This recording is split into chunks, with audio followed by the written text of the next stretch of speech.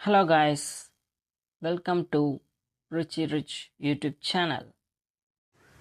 இன்னைக்கு ஒரு டிஃப்ரெண்ட் டாப்பிக்கை தான் நான் கொண்டு வந்திருக்கேன். இதை பற்றி கண்டிப்பாக எல்லாரும் தெரிஞ்சுக்கணும். ஸோ வீடியோவை ஸ்கிப் பண்ணாமல் கடைசி வரைக்கும் பாருங்கள். வீடியோக்குள்ளே போகிறதுக்கு முன்னாடி சப்ஸ்கிரைப் பண்ணாதவங்க சப்ஸ்கிரைப் பண்ணிவிட்டு கண்டினியூ பண்ணுங்கள். அப்போ தான் இந்த மாதிரி வேல்யூபிள் வீடியோஸ் உங்களை வந்து சேரும். ஓகே, ஸ்ட்ரைட்டாக டாப்பிக்கு வந்துடலாம். Is inflation good or bad? பணவீக்கம் நல்லதா கெட்டதா? பணவீக்கம் பற்றி ஆல்ரெடி நம்ம சேனலில் போஸ்ட் பண்ண வீடியோஸில் அங்கங்கே சொல்லியிருப்போம். இந்த வீடியோவில் அதை பற்றின டீட்டெயில் எக்ஸ்பிளனேஷனை பார்க்க போகிறோம். எஸ், நீங்கள் எப்போவாவது நினச்சிருக்கீங்களா ஏன் நம்ம வாங்குகிற பொருள்களோட விலையெல்லாம் ஏறிட்டே இருக்குன்னு? நிஜமாவே இந்த இன்ஃப்ளேஷன் நம்மளோட சேவிங்ஸ் எல்லாம் காலி பண்ணிட்டு இருக்கா, இல்லை எக்கனாமியை க்ரோ பண்ண உதவி பண்ணிட்டு இருக்கா? வாங்க அதை கண்டுபிடிப்போம். ஃபர்ஸ்ட், இன்ஃப்ளேஷன் பற்றின ஒரு குயிக் எக்ஸ்பிளனேஷனை கொடுத்துட்றேன். இன்ஃப்ளேஷன் பணவீக்கம்ங்கிறது மணியோட பர்ச்சேசிங் பவரை குறைக்கிறது. ஃபார் எக்ஸாம்பிள், நம்ம டெய்லி லைஃப் ஸ்பெண்டிங்ஸ் எடுத்துக்கோங்க. பெட்ரோல், டீசல், காஃபி, ஸ்நாக்ஸ் இதோட விலையெல்லாம் இயர் பை இயர் ஏறிட்டே இருக்கு. பெட்ரோல் ரேட் 10 இயர்ஸ்க்கு முன்னாடி எவ்வளோ இருந்தது, இப்போ எவ்வளோ இருக்குன்னு பாருங்க.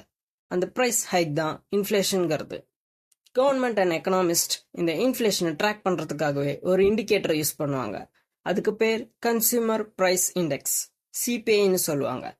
சிம்பிளாக சொல்லணும்னா நம்மளோட குட்ஸ் அண்ட் சர்வீசஸோட ப்ரைஸ் சேஞ்சிங் இருக்குது பார்த்தீங்களா, அதை இந்த இண்டிகேட்டரை வச்சு தான் கணக்கு பண்ணி இன்ஃப்ளேஷனில் சொல்லுவாங்க.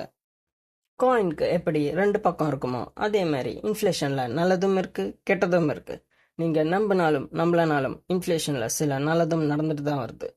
ஓகே, இப்போ ஏன் இன்ஃப்ளேஷன் நல்லதுன்னு சொல்கிறாங்க, வாங்க அதை பார்க்கலாம். ஃபர்ஸ்ட், இன்ஃப்ளேஷன் ஸ்பெண்டிங்ஸை இன்க்ரீஸ் பண்ணிட்டு இருக்கு. ஒரு ருட்டீன் லைஃபையே ஃபாலோ பண்ணுற மக்கள் தங்களோட செலவுகளை நிறுத்துறதே இல்லை. பீப்புள் கண்டினியூஸாக ஷாப்பிங் பண்ணுறதுனால பிஸ்னஸ் எக்ஸ்பேண்ட் ஆகிட்டே இருக்கு. இந்த ப்ரைஸஸும் தொடர்ந்து இன்க்ரீஸ் ஆகிறதுனால மக்கள் பணத்தை பதுக்கிறத விட்டுட்டு ஸ்பெண்டிங்கை இன்வெஸ்ட் பண்ண ஆரம்பிப்பாங்க. இந்த செயல் எக்கனாமியை தொடர்ந்து பூஸ்ட் பண்ணிகிட்டே இருக்க உதவும். இன்ஃப்ளேஷன் உங்கள் லோன்ஸை பே பண்ண உதவும்னு சொன்னால் நம்புவீங்களா? எஸ், இன்ஃப்ளேஷன் ஏறினாலும் உங்கள் லோன் அமௌண்ட்டில் எந்த சேஞ்சும் வராது. இன்ஃப்ளேஷன் ஏறும்போது உங்கள் வேஜஸும் இன்க்ரீஸ் ஆக வாய்ப்பு இருக்கு.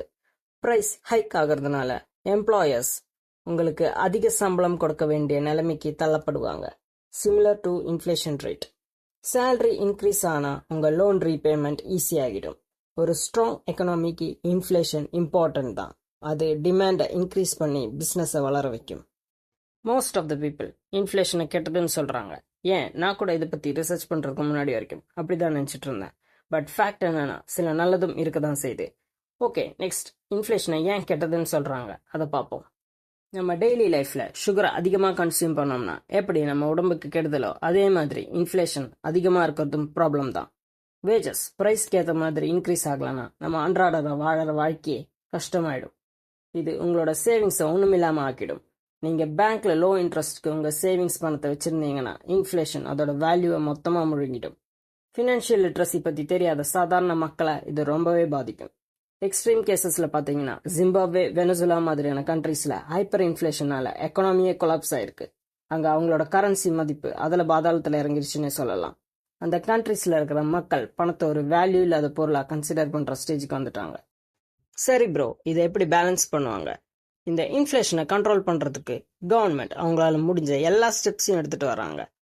ஃபெடரல் ரிசர்வ் மாதிரியான சென்ட்ரல் பேங்க்ஸ் இன்ஃப்ளேஷனை மேனேஜ் பண்ணுறதுக்கு இன்ட்ரெஸ்ட் ரேட்ஸ் அட்ஜஸ்ட் பண்ணுவாங்க. மணி சப்ளை அண்ட் எக்கனாமிக் க்ரோத்தை மனசில் வச்சுட்டு இந்த இன்ஃப்ளேஷனை சீராக கொண்டு போகிறதும் வேலை வாய்ப்புகளை அதிகப்படுத்துறதும் இவங்க செஞ்சுட்டு வராங்க. கன்சியூமர்ஸை ப்ரொடெக்ட் பண்ணி அட் த சேம் டைம் க்ரோத்தை கொண்டு வர்றதுனால இந்த இன்ஃப்ளேஷனை கட்டுப்படுத்த முடியும்னு நான் நம்புகிறேன்.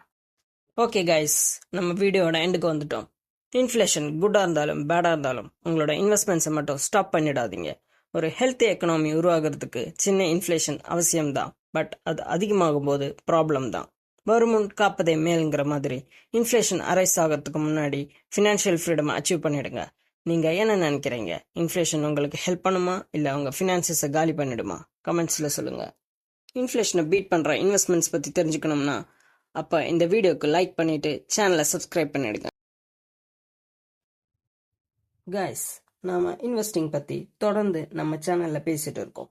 உங்களுக்கு ஸ்டாக் மார்க்கெட் பற்றி தெரிஞ்சுக்கணும், இன்வெஸ்ட் பண்ணணும் அப்படின்னு நினச்சிங்கன்னா உங்களுக்காகவே நான் ஸ்பெஷலாக இந்தியன் ஸ்டாக் மார்க்கெட் பற்றி ஒரு புக் ரெடி பண்ணியிருக்கேன். அமேசானில் அவைலபிளாக இருக்கும். உங்களுக்கு அதில் ப்ரைஸ் ரொம்ப ஹையாக இருக்குன்னு ஃபீல் பண்ணீங்கன்னா அமேசான் கிண்டலில் உங்களுக்கு அஃபோர்டபுள் ப்ரைஸில் கிடைக்கிற மாதிரி ரெடி பண்ணியிருக்கேன். அமேசான் கிண்டல் லிங்க்கை டிஸ்கிரிப்ஷனில் மென்ஷன் பண்ணுறேன். நீங்கள் அதை யூஸ் பண்ணி ஆன்லைன்லேயே படிச்சுக்கலாம் கைஸ்.